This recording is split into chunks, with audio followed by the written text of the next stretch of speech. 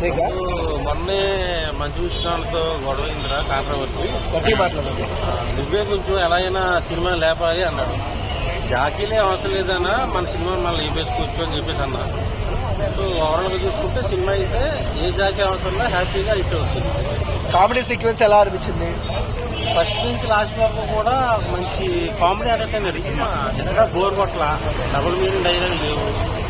Twenty dialogues already వాడిన dialogues కొంచెం ప్యారడీగా చేయడంలో శ్రీకృష్ణ ఎక్స్పెక్ట్.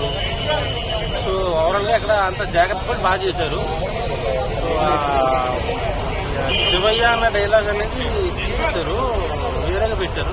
ఒకవేళ శివయ్యని పెట్టితే కామెడీ ఎలా పండే థియేటర్ లో? అక్కడ అయితే బాగా పండేది, కానీ దాని మంచి విష్ణు అన్న గారు మన కాంట్రవర్సీ అయింది, మా కన్నప్ప సినిమా అన్నట్టుగా అన్నారు కాబట్టి సో వాళ్ళకి రెస్పెక్ట్ ఇచ్చి తీసేశారు.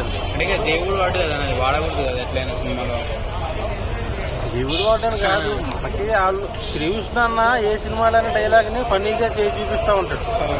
ఆల్రెడీ బాలకృష్ణ డైలాగ్ ఒకటి ఉంది, అంగిలిని రాజా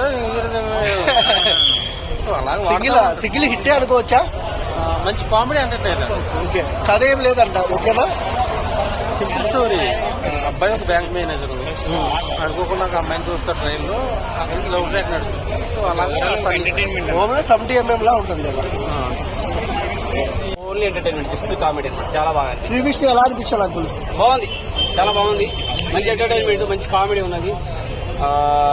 హీరోయిన్ ఇద్దరు ముగ్గురు, ఇద్దరు అమ్మగా 10th లో ఒక అమ్మాయి, ఇంటర్లో ఒక అమ్మాయి, వీళ్ళందరూ ఉంటారు. ఆ పాత వాళ్ళంతా చిన్నోళ్ళే పెద్దోళ్ళే మనోడికి లవ్ ప్రపోజల్ చేసుకుంటూ వస్తూ ఉంటారు. సెకండ్ హాఫ్ లో చాలా బాగా అనిపించేస్తుంది. కొంచెం ఎమోషనల్ టచింగ్, అంటే రాజేంద్ర ప్రసాద్ గారి పాత్ర కనపడగానే కొంచెం ఎమోషనల్ గా గురవుతాము. అంటే ఎమోషనల్ డ్రామా, ఫ్యామిలీ డ్రామా అంటారు. సో దానివల్ల కొంచెం ఎమోషనల్ గురవుతాను. కానీ టోటల్ గా సినిమా మొత్తం ఓన్లీ ఎంటర్టైన్మెంట్ కామెడీ కూడా చాలా బాగా అనిపిస్తుంది. శ్రీ విష్ణు గురించి ఎవరైనా మాట్లాడుతున్నారు, డబుల్ మీనింగ్ ఎలా ఉంటాయని దాంట్లో ఎక్కువ అంత వల్గారిటీ ఏం కనిపించలేదు. చాలా బాగా అనిపించేసింది. మంచి కామెడీ ఎంటర్టైన్మెంట్, అందరు చూడొచ్చు. శివయ్య డైలాగ్ మిస్ అయ్యారా? ఎవరిది? శివయ్య డైలాగ్ కట్ చేసినట్టున్నారు. కాకపోతే శ్రీకృష్ణ బాలయ్య బాబుని, ప్రభాస్ని, చిరంజీవిని, వెంకటేష్ని, నాగార్జుని అందరిని చూపిస్తాడు. అందరి సినిమాలు గుర్తొచ్చే విధంగా చేశారు. ఇక ఎండింగ్ లో ఒక టేబుల్ వికెట్ పట్టుకొని వచ్చేస్తారు. అదైతే చాలా హ్యాపీ అనిపించింది నాకైతే. సూపర్.